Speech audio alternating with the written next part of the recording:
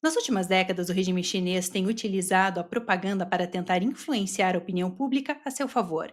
E este é nosso tema do vídeo de hoje. Nós vamos conferir uma entrevista exclusiva com os fundadores do China Uncensored, um dos maiores canais dos Estados Unidos sobre China, que tem exposto a atuação do regime chinês no exterior. Eu sou Emanuele Coure, editora de China do jornal Epoch Times aqui no Brasil. Esse é o China em Foco e essa entrevista foi realizada pela versão americana do Epoch Times. Vamos conferir. Então, você poderia quantificar para mim, me dar uma ideia da escala ou do esforço que o regime chinês coloca nesse componente da guerra de narrativas, no que poderíamos chamar de uma abordagem de guerra total? Deixe-me dar uma ideia geral para mostrar o sucesso disso, pelo menos na comunidade empresarial.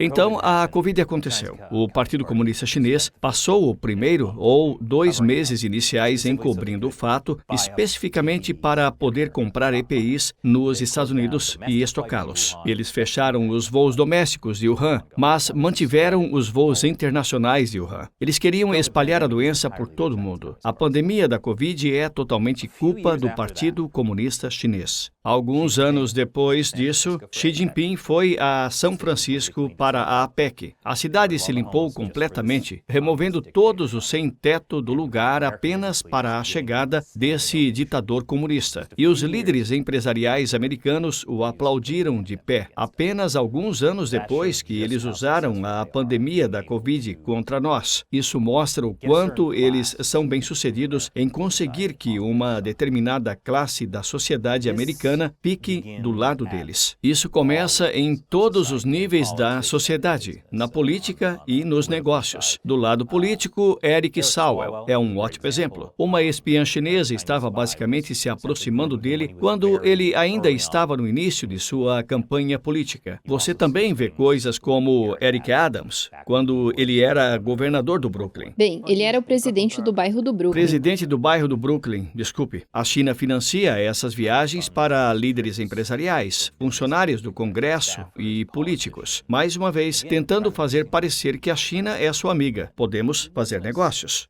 Quero dizer, acho que há alguns anos foi divulgado que a China estava gastando algo em torno de 8 bilhões em campanhas da mídia estatal no exterior. Mas acho que isso é apenas uma gota no oceano quando se fala em guerra de narrativas. Não se trata apenas do que sai na mídia estatal oficial e de como eles tentam usar isso para influenciar a mídia americana ou a mídia em diferentes países. Mas também são coisas de que o Chris está falando. Por exemplo, como quantificar essas viagens de negócios ou de amizade dos políticos norte-americanos à China, onde eles recebem mais dessas narrativas. Acordos de cidades irmãs com cidades, estados, faculdades. Isso está presente em todos os aspectos do alcance que o PCC pode ter com o mundo em geral. Portanto, é difícil dizer que eles estão gastando tanto nisso ou naquilo, porque isso faz parte de tudo o que eles fazem. Basicamente, quero dizer, você está dizendo que isso está meio que incorporando como parte de todas as atividades internacionais, porque é uma diretriz estratégica fundamental desde o topo? Sim, acho que as pessoas falam sobre as 3 guerras no livro que foi escrito por 3 coronéis chineses. Mas uma das coisas que estão lá é essencialmente a guerra narrativa. Eles a chamam de outra forma, mas você também pode chamá-la de guerra de opinião pública, guerra de informações, todas essas coisas. Mas tudo se resume ao controle, não apenas das informações, mas da percepção das informações.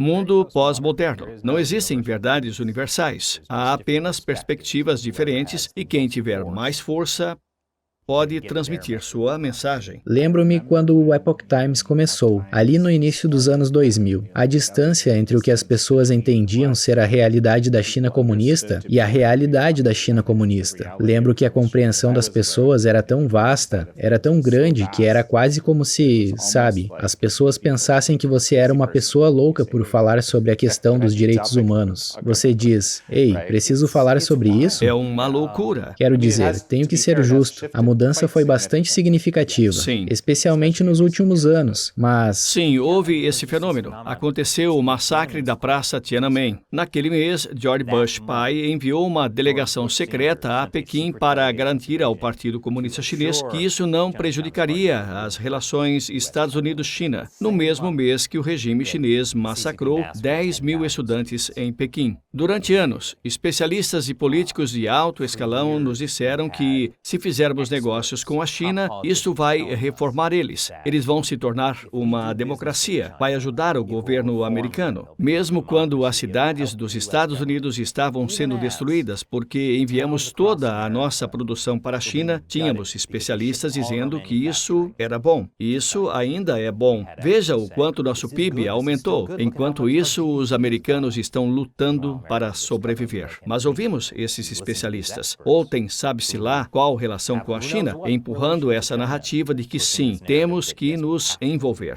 Acho que há alguns anos conversamos com Alex Joske, que escreveu um livro sobre operações de influência. Ele falou sobre como esse tipo de narrativa, a ideia de que a China faria uma reforma democrática se houvesse uma reforma econômica, veio do regime chinês. Então a gente tinha uma mensagem que era transmitida por canais que não eram oficiais. Mas a mensagem era passada como se um funcionário dos Estados Unidos conhecesse empresários chineses ligados ao regime chinês, ou mesmo funcionários chineses, funcionários de nível inferior ou pessoas do meio acadêmico. E eles lhe diziam, como se estivessem sendo discretos, que era como se dissessem: "Ah, bem, isso é o que temos que dizer oficialmente. Oficialmente, temos de dizer que somos o Partido Comunista e que não mudaremos nem faremos reformas. Mas, na verdade, secretamente, queremos fazer essas coisas. Se tivéssemos mais relações econômicas com vocês, isso só poderia ser melhor para nós." Era realmente insidioso, como se esses funcionários dissessem: você realmente entende a China. Você é muito inteligente. Você não é como todas as outras pessoas. Você é uma pessoa inteligente. E sabe, não insista muito. Estamos do mesmo lado. Mas se você forçar demais, isso significa que esses extremistas de extrema esquerda do partido serão ativados. E então não poderemos lidar com isso. Não pressionem publicamente. E as pessoas se sentiram especiais, porque sentiram que estavam obtendo a verdadeira visão interna sobre o que as autoridades do regime chinês realmente pensavam, não o que elas tinham que dizer publicamente. Mas, na verdade, isso fazia parte de sua campanha de influência, fazia parte de sua guerra narrativa para tentar fazer com que todos esses funcionários dos Estados Unidos acreditassem que era isso que aconteceria se fizéssemos mais negócios com eles. Éramos uns idiotas. a proliferação nuclear chinesa está indo de vento em popa de uma forma que tem sido subestimada pela inteligência ocidental. Quero dizer, o crescimento militar, a construção de navios, quero dizer, todos os tipos de áreas têm sido enormes. Recentemente, Xi Jinping voltou a falar abertamente sobre a preparação do país para a guerra, aparecendo em trajes de combate e tudo mais. Parece ser uma ameaça significativa. Por que arriscar? Por que arriscar uma guerra?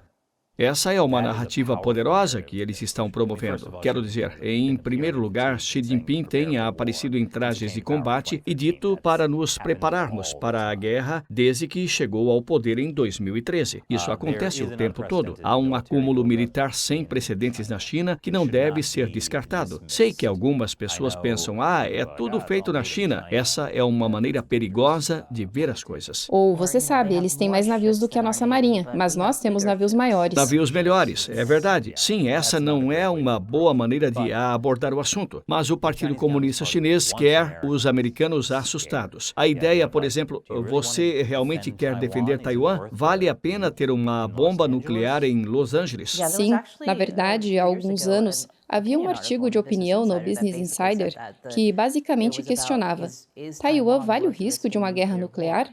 Basicamente, tudo o que estava lá era exatamente o que o PCC gostaria que fosse publicado.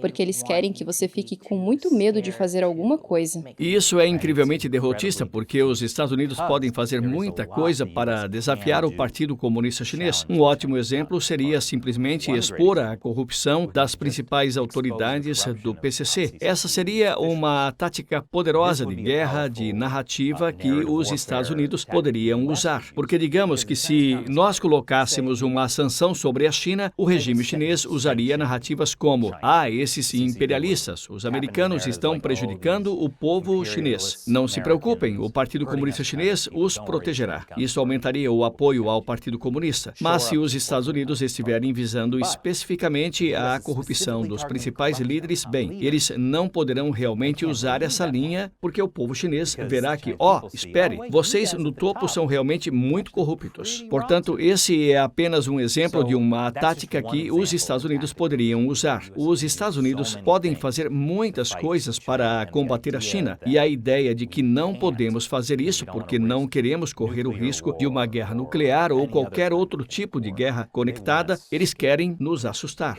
Os Estados Unidos podem fazer muita coisa, especialmente com a China enfrentando problemas econômicos sem precedentes no momento.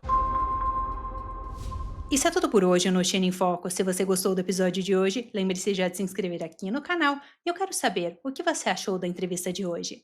Muito obrigada por assistir e eu te vejo numa próxima.